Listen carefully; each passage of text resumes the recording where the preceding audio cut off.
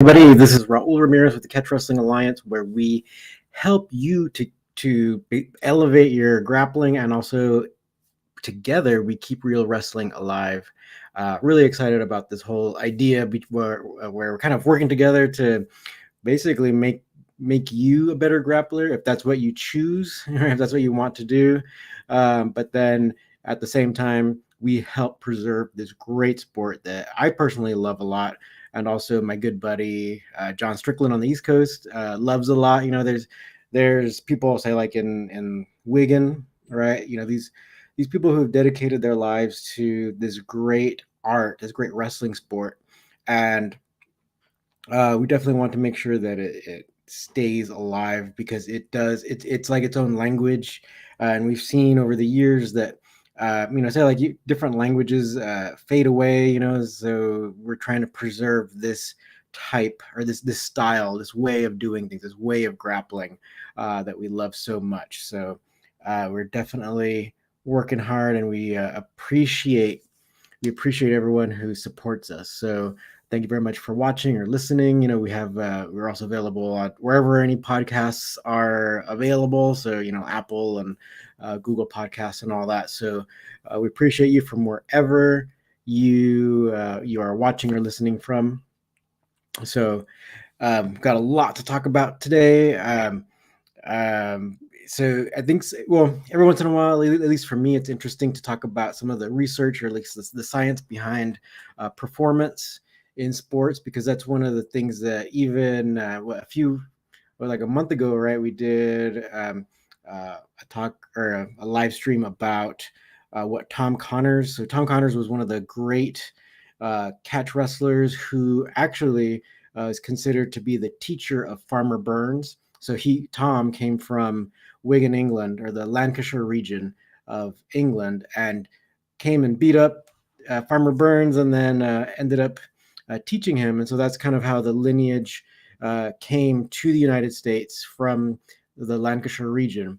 And so in his book, when we were talking about that, he talked about like gameness, and about, like, say, his version of sports performance. And so one of the things he mentioned was the gameness, right? So quote unquote gameness. And um,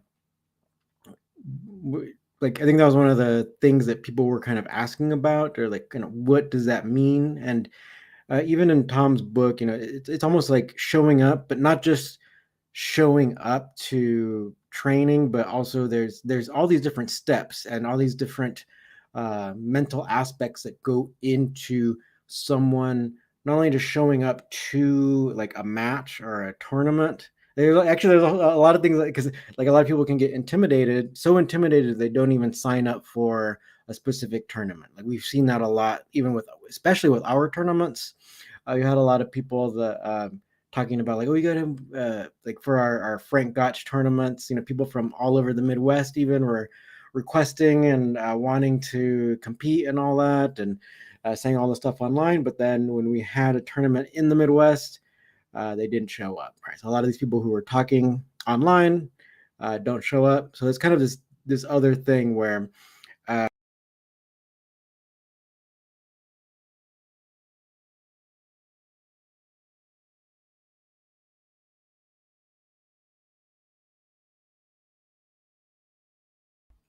hold on, let's say, show up to a match, and then actually um, show up in the match itself, right? So we can call that kind of like some of the gameness and stuff. So actually, yeah, I think there was. So I'm seeing in the comments. Hopefully, you guys can still hear me, right? Um, Darn, this internet stuff. Hopefully, you can still see me. I think everything's going all right. I think there was just a little cutout in the video. Hopefully, it's back. So hopefully, someone can comment. Let me know if we're still there, because it still says it's live on my end here. So hopefully, everyone is still there. I hate when all these technical things happen. It shouldn't be a problem, and it seems as though everything should still be working. And everything should still be working. So hopefully, someone can comment and let me know, because I'm just gonna keep going. um, because either way, it's still recording, so I could still, I could still post this again later. So if you guys miss it, um, so anyway, so there's okay. So that now all these different psychological things can happen that can like keep someone even out of doing a match, and so then what does it take to actually get into the match, and then after that step, what does it take to actually perform well in a match? And then what happens when um, you can do, or what when you can reach what people are calling like a flow state, or uh, going into the zone, right? So there's a really cool article that came out. It was actually a couple months ago. So, but just getting around to sharing it with you, I think it can be important. So let's go ahead and kind of go over it. So it was a this article that was. Let me go and pull it up here on my phone here. So it was it was shared on this website called Science Alert. Sciencealert.com. So the science of flow states explained by a cognitive science researcher. All right. So kind of I'll show you here. Yeah. So um, let's go ahead and kind of get over or let's get to the main thing because they define it first. Um, let me see.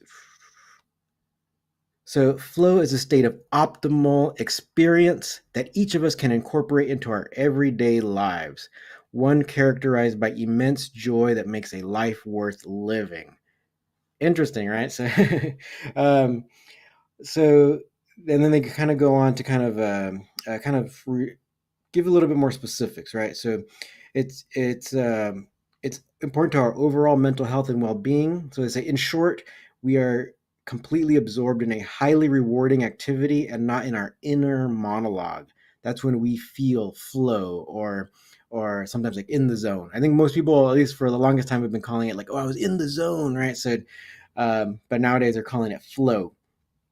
Right. So, um, also too, then later on it talks about when when you're actually like doing a task, especially performing a sport or something like that. Let me see. It talks about, or the way they kind of explain it is when ultimately is when when people feel flow, they are in a state of intense concentration. Their thoughts are focused on an experience rather than on themselves. So a lot of times that's when people talk about like kind of like being in that meditative state. And so they go on to actually, I want to kind of go on a little bit more, um, because they talk about basically you do have to have a certain level of skill, and when your skill matches the like the task, but the task has to be challenging, right? Because then they kind of give the example where it's like everyone can wash a dish, right? Everyone can wash dishes, right? But washing dishes isn't a challenging task, so you're probably not going to get into the zone, right? Washing dishes, right? So so it has to be something challenging. So that can include, and this often, I think this is what runners, they often call it like the runner's high.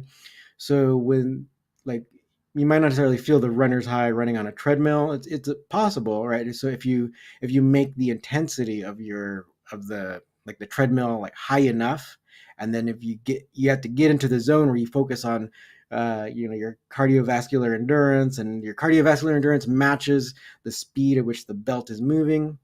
That can help you to get into the zone. I would assume, but quite often it'd probably be like when you're actually doing like the marathon or the triathlon, or if you're an experienced runner and you're running up some area that's really beautiful, like some beautiful mountain range or by the beach or something like that. Um, you can start getting into that meditative zone, right, or feeling that state of flow, right? So let's go ahead and kind of, because this article isn't necessarily that long, but I think it has a lot of tidbits that can be thought provoking for you. So let's go ahead and I want to share this. Also, first of all, let's go ahead and share who wrote this article. So it's written by Richard Husky um, back in January. So, okay, so what is it like to be in flow? So you lose sense of time and feel as there is a merging of their actions and their awareness. They also have control over the situation, that the experience is not physically or mentally taxing. Right? Most importantly, flow is what researchers call an autotelic experience. So autotelic derives from two Greek words, self and the end goal. So autos is self and telos is the end. Right? So auto autotelic experiences are things that are worth doing in and of themselves. Researchers sometimes call these intrinsically rewarding experience. Flow experiences are intrinsically rewarding. So this would be similar to where it's like I think in our case, right? So we're talking about like wrestling or martial arts, is when not only when if you're, I would say like I wouldn't say like doing forms so much, right? Not that there isn't value in doing forms, because say something like Tai Chi is very meditative. So I think you probably could kind of get into the zone, like doing really long Tai Chi sequence. But then again, that kind of matches the whole idea where it's like you actually have to have a lot of skill to be able to even do this really long Tai Chi sequence, right? So I think that could happen, right? But in our case, when we talk about competition and possibly even like training in the gym, if you have a lot of really skilled like grapplers in your gym, skilled wrestlers and whatnot. So when you're doing really well, like you're countering, you're attacking, you're doing you're not getting finished, but maybe they're good enough to escape some of your submission attempts or your pin attempts or whatever. So you guys are just kind of like flowing there. So it would be something more like that, right? So it's challenging, right? And so then the next segment of the article, they talk about what causes flow. So flow occurs when a task's challenge is balanced with one's skill.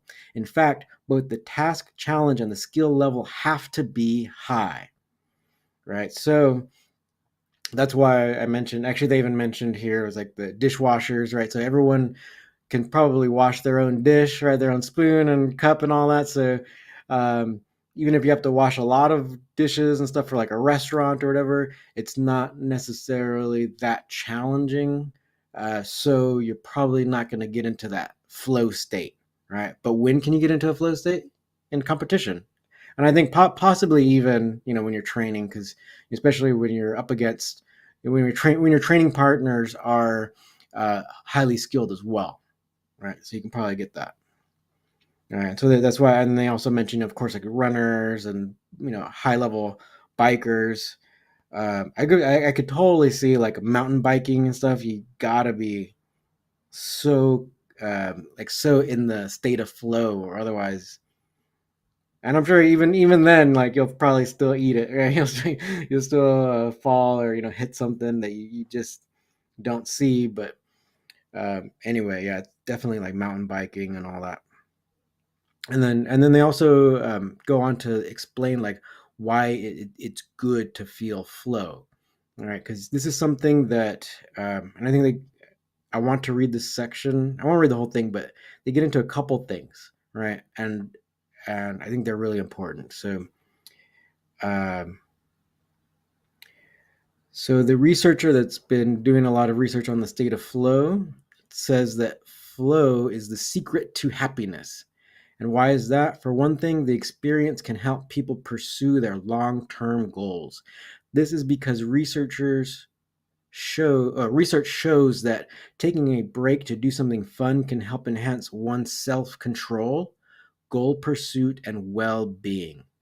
So the next time you're feeling like a guilty couch potato for playing a video game, remind yourself that you're actually doing something that can help set you up for long-term success. But research shows that spending a lot of time playing video games only has a very small influence on your overall well-being. Focus on finding games that help you feel flow rather than on spending more time playing games, right? Um, so I think that's also a good point where it's like, and especially for video games, because it's so popular nowadays, and it's kind of they're so addictive, and it's kind of easy to kind of like mindlessly give away a lot of your time. So just like it says here, find something that can like help you to be challenging enough, right? So what can do that? Hey, you can go train, right? Go train instead of playing the video game. Let's go practice catch wrestling, right? So let me see. What is your brain doing during flow? So the next segment. So this is researchers have been studying flow for nearly 50 years, right? But they've only begun to decipher what's going on in the brain, right? Let me see. So they um, they suspect that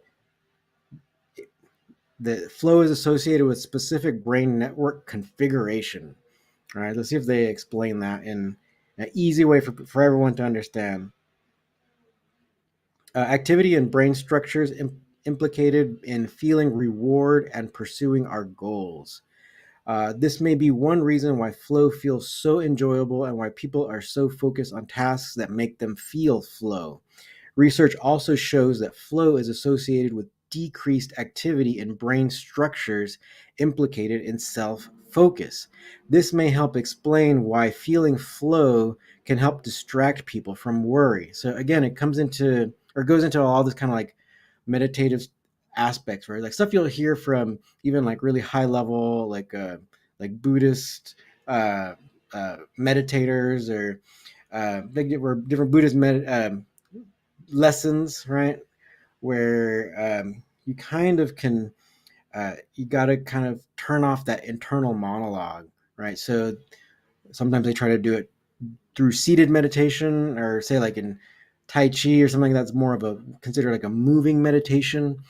But there is kind of ways to, get it. I think getting into the zone or feeling the flow is kind of more or less kind of the same aspect where you get out from being so self-conscious, thinking about what how people may look at you or might be perceiving you, and then you just completely devote yourself 100% to the task that you're doing. So that's more of a meditative state, right? So you're not self-conscious, you're just conscious and acting, right?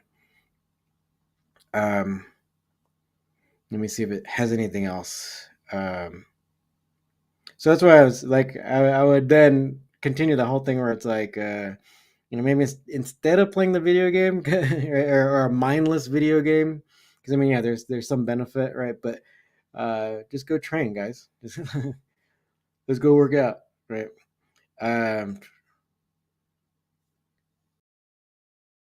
yeah. So it says one researcher says that I have also shown that instead of maintaining one stable network configuration, the brain actually changes its network configuration during flow. It is important because rapid brain network configuration helps people adapt to difficult tasks. So that's when it's like you're able to um, you're able to adapt when someone, say like in grappling, right? Someone tries a submission attempt, and even it's really deep, but you're still, if you're in the zone, right, you're still able to find a way to escape, right, and maybe get a good counter. That's when you implement like all these techniques we're showing, like in all our YouTube videos, or if you're a part of the CWA Academy, right, our online course, where we show a lot of these kind of like movements in isolation, but truly all these different techniques are alive, right? And so it takes practice to kind of embody these techniques, right? And then when you actually get to the practice, when you're rolling, sparring, or when you actually are in a match, then your brain can, when you're in the zone, right, your brain will automatically like react, right?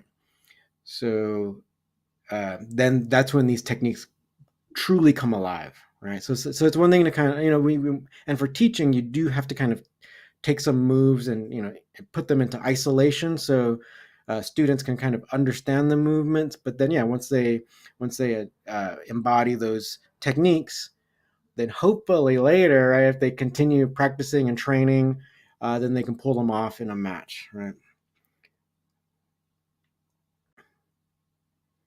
Right. So your brain will kind of switch into the flow mode. I think that's the other thing that they're trying to say here, right? That when they talk about configurations.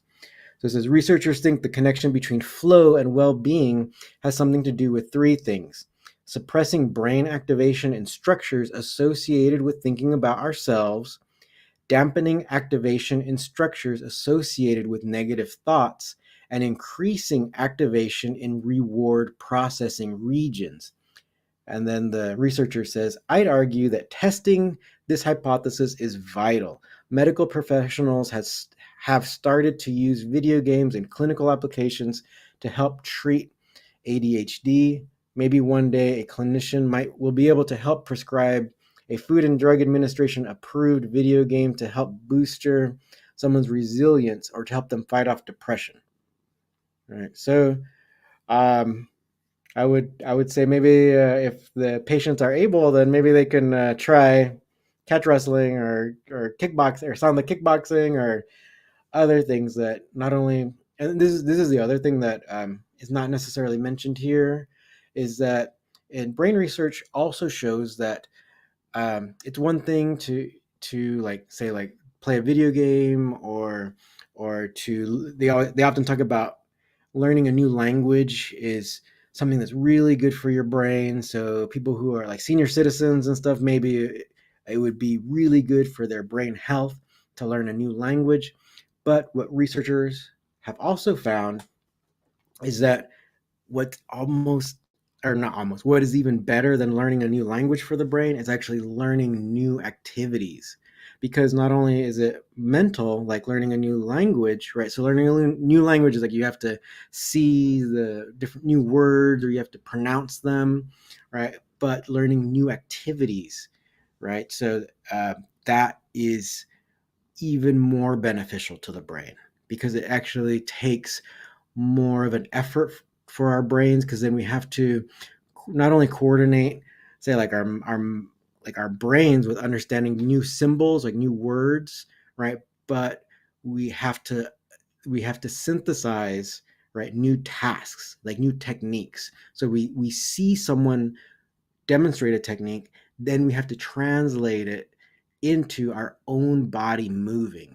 So that is way more involved for our brains than like learning a new language or learning how to draw or something like, well, maybe learning how to draw might, because you actually have to have the using your hand and stuff, but learning martial arts because it's a full body technique, it is therefore more beneficial, right? So um, so these things are good for our brains no matter what age, right? So hopefully that was interesting and kind of instructive. So that's why I would say martial arts, like catch wrestling, kickboxing, and stuff I would recommend those types of physical things over playing a video game, because I mean you're still moving your thumbs and all that, but when you're playing a video game, but moving your entire body is much more beneficial, right, for our brains and for getting into that flow state and whatnot. Much more, right, much more so because you're really learning an art. Right. So that's my opinion. Let's go and get to some of your comments here. So Rob Burrows, hello. Um, Jonathan Jimenez, hello. Um, yeah, Jonathan Jimenez has a good comment where he says gameness, because we're talking about the idea of gameness from Tom Connors.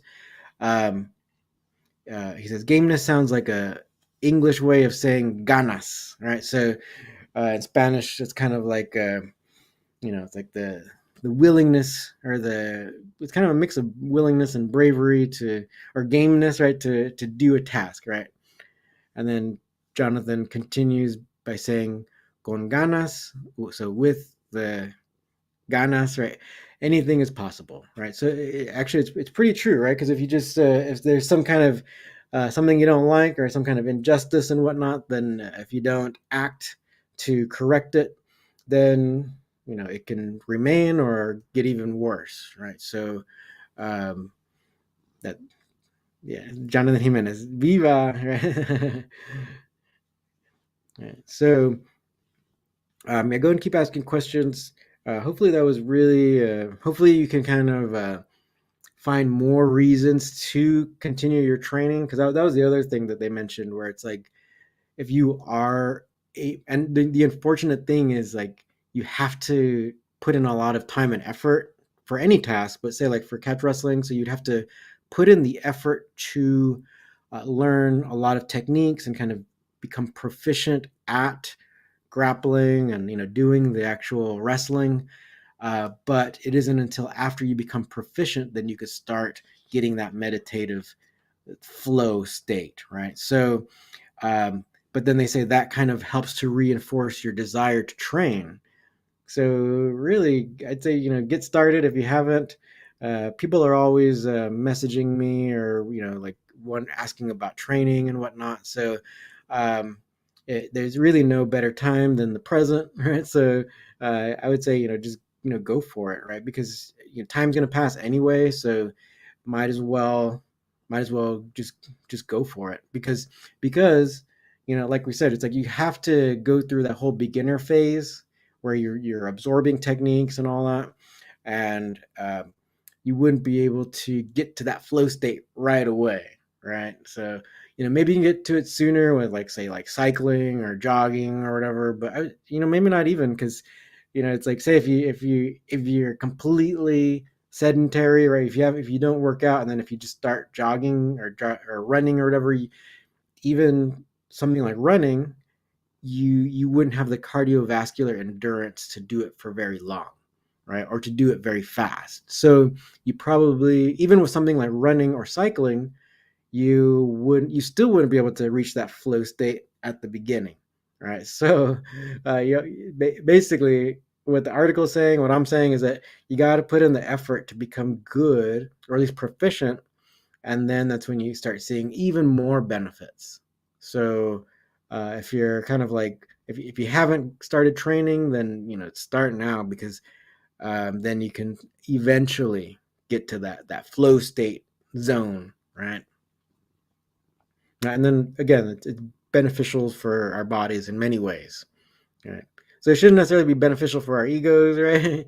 That's the idea that um, like you shouldn't be thinking like, oh, I know some sort of martial art and I can beat anybody up. That's really not the way you want to go. You want to be going for this whole flow state thing where it's like you challenge yourself and not be a bully, right? So so don't be a bully, but train, right? Yeah. So go and show you my cat. This is Rufus, my cat. I don't know why. Sometimes he just maybe he just wants to he wants attention, right? Because quite often he's totally fine just uh, like sleeping wherever, and but when I talk, then he comes over, right? So kind of to recap, then we're talking about the whole science of flow. So it's more of like getting into the zone, and your brain actually changes. So it changes kind of like the mode that it's in, right? So first of all, you have to have a high level of technique, high level of skill, and your say like if you're in a catch wrestling match, your partner has to also be skilled, so it has to be challenging.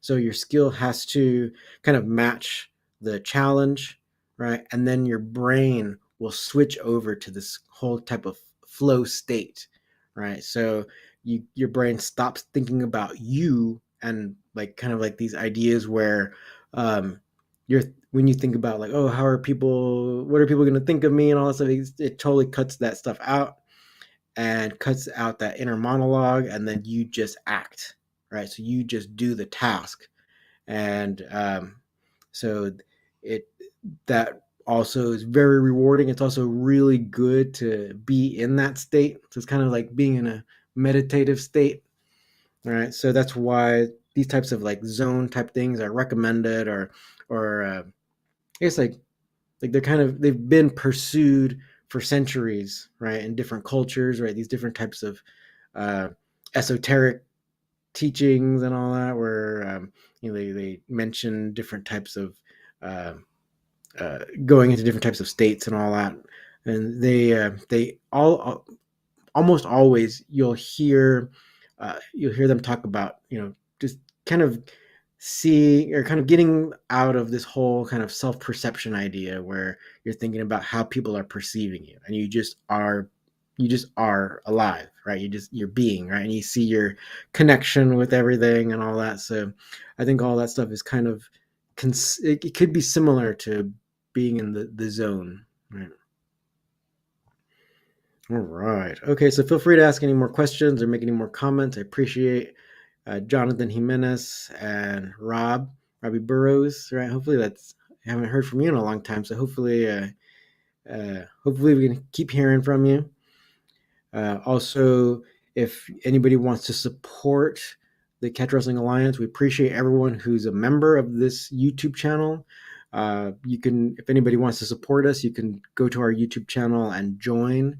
We have a lot of extra videos that are behind the paywall there, so it's all on YouTube, which is pretty cool. So you don't have to go to any kind of Patreon or anything, and uh, so you can just become a member there. We have a couple tiers there that you can choose from. Any little bit helps. So just let us know, or well, YouTube I guess can let us know, right? But we appreciate any of that. Also, if you want to train, and if you're not near Los Angeles or even my good buddy John Strickland on the East Coast, you're always free to join the Catch Wrestling Alliance Academy. That is on our website, catchwrestlingalliance.com. We also have a few really good standalone courses. We also have like the Nogi Judo. We have our new Pressure Pass system, Volume One, which is actually really good. And we had Brazilian Jiu Jitsu black belt, come on. Our good friend Thiago from Brazil. He's been using a lot of these techniques in Brazil, loving it because he rolls with high level grapplers all the time, and he really loves what we do because what we do works, right? Oh, and actually, let me go and speaking of that, let's go ahead and um, talk about one comment real quick that we just got.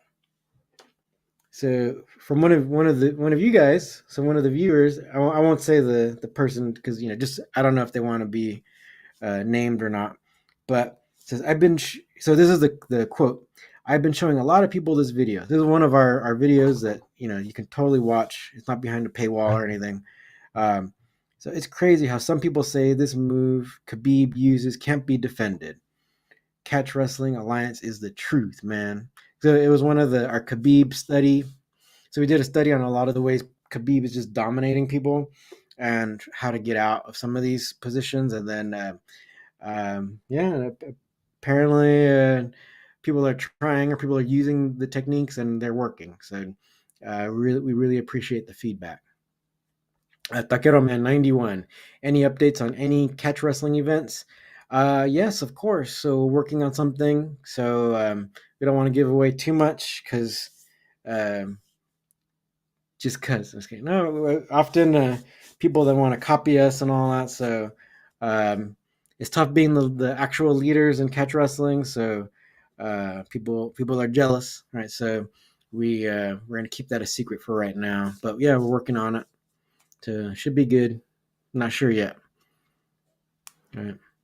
Jonathan Jimenez, what month are you aiming for? We'll talk about that privately. Jonathan, I need to start training. Yes, you do. Um, all right. So, um, yeah, I think this is pretty good. I think we I shared like all the main things from that article. So maybe I'll try to put the link in the description. I totally forgot to do that. Totally forgot. I should have. That's one of bad me. It's my bad, guys. So if you want to check it out, maybe I'll update it in the show notes. Okay, so we'll go ahead and sign off for today, and then hopefully we kind of get the live streams going weekly. We just had a some stuff coming up and all that. So um, just thank you, appreciate everybody. So again, everything we're doing really can help you to elevate your grappling game, and together we keep real wrestling alive. Thank you.